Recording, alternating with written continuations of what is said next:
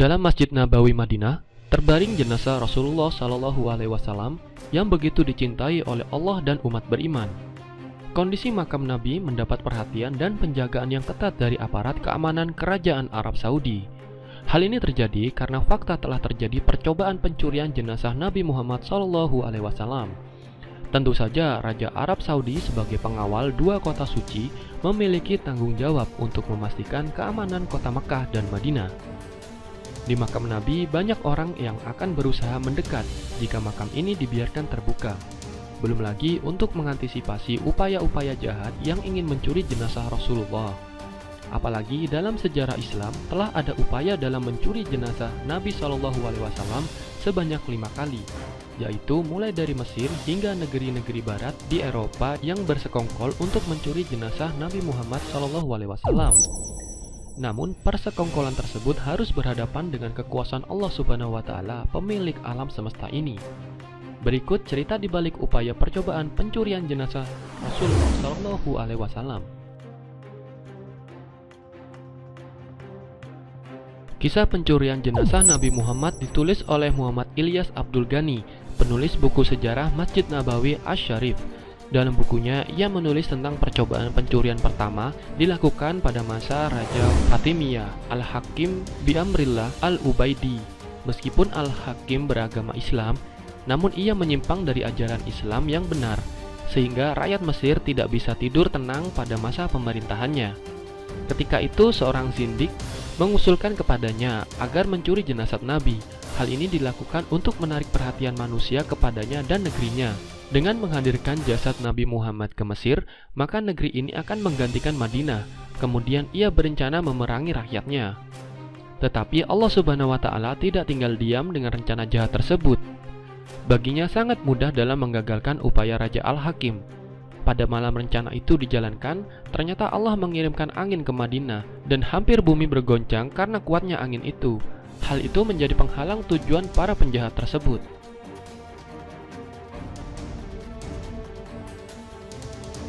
Ternyata kegagalan rencana awal tidak membuat raja yang mulai memimpin pada usia 11 tahun itu tersebut menjadi kapok. Ia kembali menyusun rencana jahat untuk mencuri jasad Rasulullah SAW. Kali ini prajuritnya mampu memasuki Madinah. Utusannya ini tinggal di dekat Masjid Al-Haram An-Nabawi. Mereka menggali tanah untuk membuat terowongan menuju makam Nabi SAW. Namun, keajaiban pun kembali terjadi. Terdengar suara di tengah-tengah masyarakat Madinah, Nabi kalian akan digali kuburnya. Akhirnya mereka pun kemudian melakukan penyelidikan dan mendapati utusan Al-Hakim Bi'amrillah Al-Ubaidi telah menggali terowongan. Mereka lalu dihukum mati.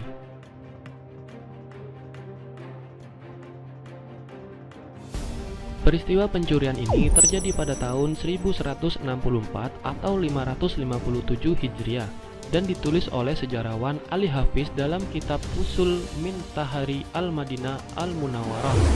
Saat itu kondisi umat Islam dalam kondisi yang lemah, sehingga para penguasa Eropa bersepakat untuk mencuri jenazah Rasulullah. Setelah kesepakatan disetujui, para penguasa di Eropa kemudian mengirim utusan untuk mencari jenazah Rasulullah pada musim haji. Kedua orang itu menyamar sebagai jemaah haji dari Andalusia yang memakai pakaian khas Maghribi.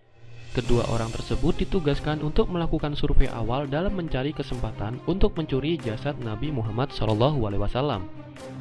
Setelah melakukan survei lapangan, keduanya memberanikan diri untuk menyewa sebuah penginapan yang letaknya dekat dengan makam Rasulullah.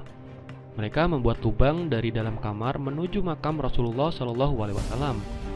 Belum sampai pada akhir penggalian, rencana tersebut telah digagalkan oleh Allah Subhanahu wa Ta'ala melalui seorang hambanya, yaitu Sultan Nuruddin Mahmud bin Zanki.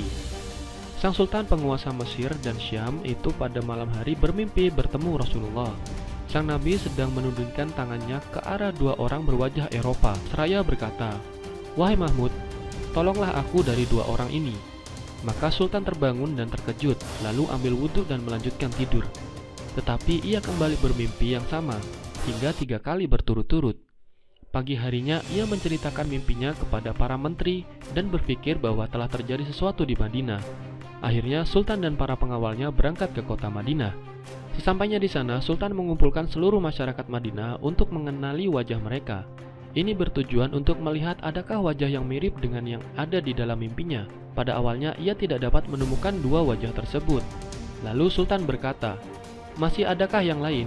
Salah satu penduduk Madinah menjawab, "Memang masih ada, yaitu dua orang jemaah haji dari Maroko yang bermukim di sini. Mereka saleh dan kaya, sering membagi sedekah dan selalu sholat berjamaah di Masjid Nabawi.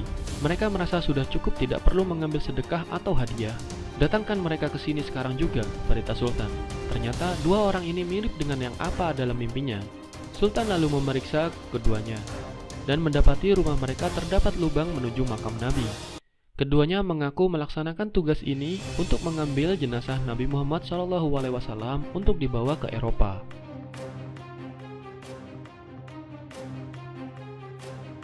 Usaha keempat terjadi saat sejumlah orang mencuri dan merampok kafilah zaman haji. Kemudian mereka bertekad untuk menggali kuburan Nabi Muhammad SAW. Mereka berbicara secara terang-terangan untuk mengutarakan niat mereka. Kemudian mereka menyeberangi laut menuju Madinah. Kemudian Allah menolak serangan mereka dengan kapal yang telah disiapkan dari Mesir Al-Iskandaria yang mengikuti mereka. Kemudian menangkap mereka semua, kemudian menawan mereka.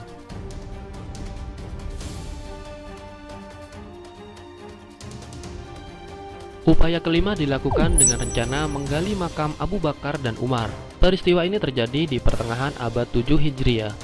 Sejumlah orang yang mencapai 40 orang laki-laki ingin menggali kubur pada malam hari. Lalu bumi terbelah dan menelan mereka. Hal ini diceritakan oleh pelayan Al-Haram An-Nabawi pada saat itu. Dia adalah Syawab Asy-Syamsu Al-Mati. Nah kawan-kawan, itulah tadi 5 kisah percobaan pencurian jasad Nabi Muhammad SAW. Kalau kamu suka video ini, bagikan pada teman-temanmu. Dan jangan lupa untuk subscribe channel ini untuk mendapatkan update video terbaru. Terima kasih.